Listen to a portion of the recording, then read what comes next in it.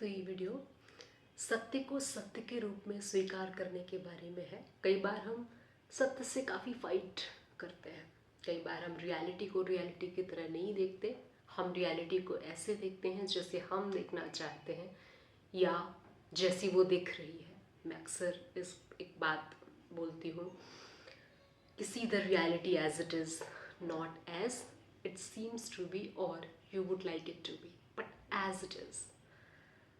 कहना जितना आसान, इसे जीवन में उतारना उतना ही मुश्किल।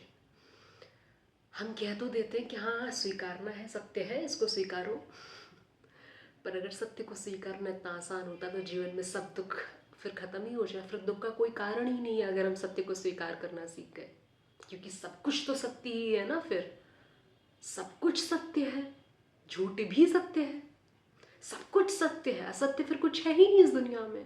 परेशान होने का कोई कारण ही नहीं है, लेकिन हम स्वीकार नहीं कर पाते। हमारे भीतर का जो अहम है वो स्वीकार नहीं करता, हमारे भीतर का मोह स्वीकार नहीं करता, हमारे भीतर के जो राग हैं वो स्वीकार नहीं करते।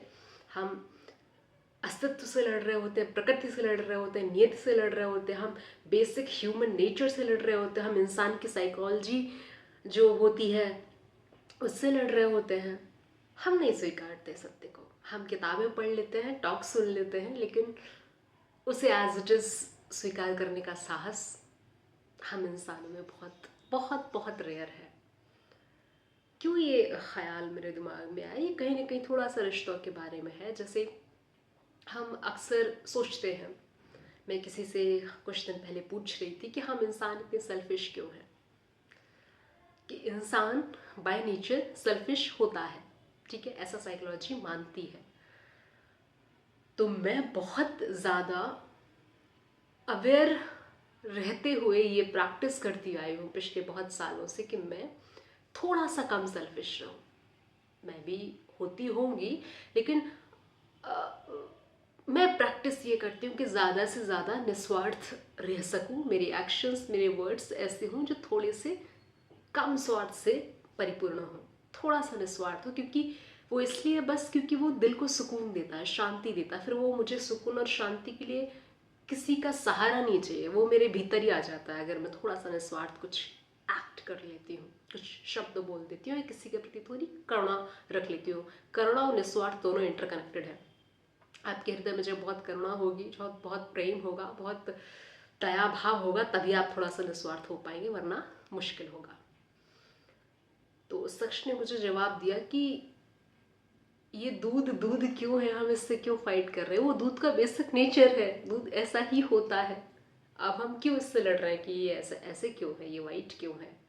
तो वो है, अब इसको एक्सेप्ट कर लो, ठीक है। इन द सेम वे जब मैं यहाँ पर सत्य की बात कर रही हूँ, मैं ट्रुथ की बात कर रही हूँ कि see the reality as it is, हम रिश्तों के केस में तो नहीं देख पाते। हमें लगता है कि ये इंसान हमें कम प्यार करता है, अपने अपनों को ज़्यादा प्यार करता है, मुझे क्यों इस नंबर पर रखा, उस नंबर पर रखा। या फिर पक्षपात की जो भावना हमारे हृदय में रहती है कि रहती है, ठीक है।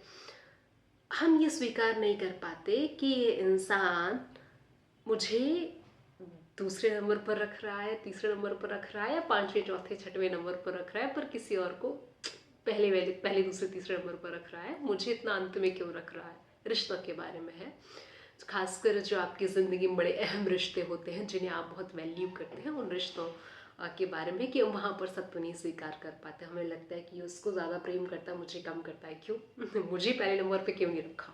ऐसा लगता है। पारिवारिक जो रिश्ते होते हैं, आपके स्पाउसेस के साथ जो रिश्ते हैं, गर्लफ्रेंड बॉयफ्रेंड वाला जो रिश्ता है, इवन और भी बहुत सारे रिश्ते हैं, ठीक है। मैंने खुद को ये समझाया कि मैं फाइट क्यों मार रही हूँ, मैं लड़ क्यों रही हूँ, मैं ऐसे क्यों सोच रही हूँ कि ये मुझे इस नंबर पर रख रहा है या उन्हें बहुत ज़्यादा प्यार कर रहा है, मुझे क्यों नहीं उतनी इम्पोर्टेंस मिल रही है, मुझ में मैं क्यों नहीं पहले नंबर पर हूँ।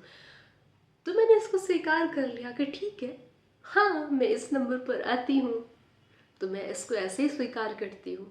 अब मैं जद्दोजहद मारूँ और पहले नंबर पर आने की कोशिश करूँ उसके दिल में स्थान बनाने के लिए, तो ये तो फालतूगिरी होगी ना, ये तो अपनी ऊर्जा को वेस्ट करना होगा। आसान क्या, एक्सेप्ट कर लो, हाँ भाई मैं पांचवें नंबर पर हूँ, चौथे चौथे तीसरे दूसरे पहले नंबर पर कोई और है उसकी ज़िंदगी में, मैं उसकी ज़िंदगी में, मैं उसकी लाइफ की सर्कल में इस नंबर पर आती हूँ and I am pretty okay with that. Why should I fight? दिक्कत तो तभी है ना जब हमारा ईगो इसे स्वीकार नहीं कर पा रहे कि अरे मैं ही तुम्हारी जिंदगी में सर्वश्रेष्ठ सर्वोपरि होनी चाहिए, मैं ही, सिर्फ मैं ही, काम से भी पहले मैं ही आनी चाहिए। तो ये थोड़ी सी नादानी है। ये मैंने सीखा, ये मैंने महसूस किया, ये मैंने स्वीकार किया, थोड़ा सा वक्त लगा कि जो कुछ जैसा है इस प्रकृति में, इस नियति में, इस कुदरत में, इस ब्रह्मांड में, हमारी दुनिया में, उसे मैं वैसे ही रूप में स्वीकार कर लेती हूँ। मैं ज़्यादा लड़ती नहीं। किसी ने मुझे कुछ बुरा भला कहा, ठीक है, उससे शायद कहना ही था, ये मेरा कर्म था कि उसके द्वारा मुझे हर्ट किया जाता, फिर मैं वो सहन करती, मैं रोती, मैं गाती, मेरे जीवन में दुख आता, वो मेरा कर्म था, मुझे भोगना था, मैंने भोग लिया। मैं ही क्यों, मुझे क्यों मिल रहा है, मैंने क्या किया, मैं तो बहुत अच्छी हूँ। हाँ आप अच्छे हो, लेकिन अब आपको दुख मिलना था किसी फला फला व्यक्ति के द्वारा इस दिन, इसलिए आपको दुख मिला, इसको भी स्वीकार कर लिया।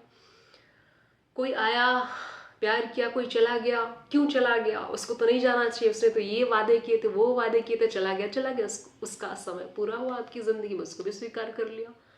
किसी की एंट्री फेयर हुई, उसको भी स्वीकार कर लिया, एग्जिट हुआ, उसको भी स्वीकार कर लिया।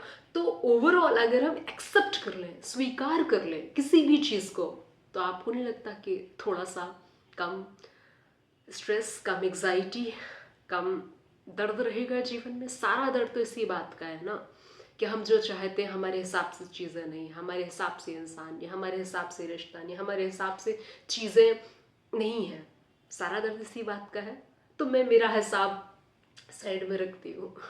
जो चीज़ें जैसी हैं मैं उसमें ही ग्रैटिट्यूड प्रैक्टिस कर रही हूँ, धन्यवाद कर रही हूँ।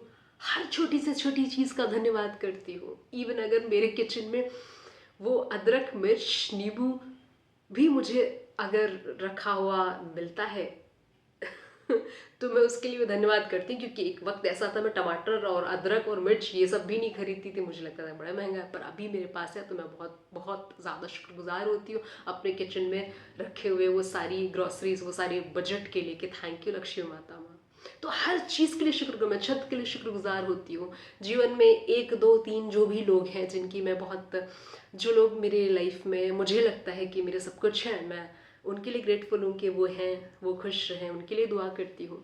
तो शिकायतों से ध्यान को ग्रैटिट्यूड में लगा दिया कि भोलेनाथ आप हमेशा मेरे साथ रहते हो, प्रतिपल मुझे गाइड करते हो, क्या करना चाहिए क्या नहीं करना चाहिए, प्रतिक्षण आप मेरे दिमाग में वो थॉट डालते हो और मैं उस पर एक्ट करती हूँ। मैं बहुत शुक्रगुजार हूँ कि इतने सालों से आप मुझे हर चीज़ से रिलेटेड गाइड करते हैं, आप आगे भी गाइड करते रहिएगा। बेहद श्रद्धा, बेहद समर्पण, बेहद प्यार हृदय में जिंदा रखती हूँ। थोड़ा शांत रहती हूँ, माइंडफुल रहती हूँ, बहुत ज़्यादा अवेयर रहती हूँ, तो दर्द कम लगते हैं, स्वीकार करने की क्षमता या साहस बढ़ जाता है। बस इतना ही। होप आप इस वीडियो से करेक्ट करते हो। आपकी क्या थॉट्स हैं? Please do let me know in the comment section. Bye, thanks for watching.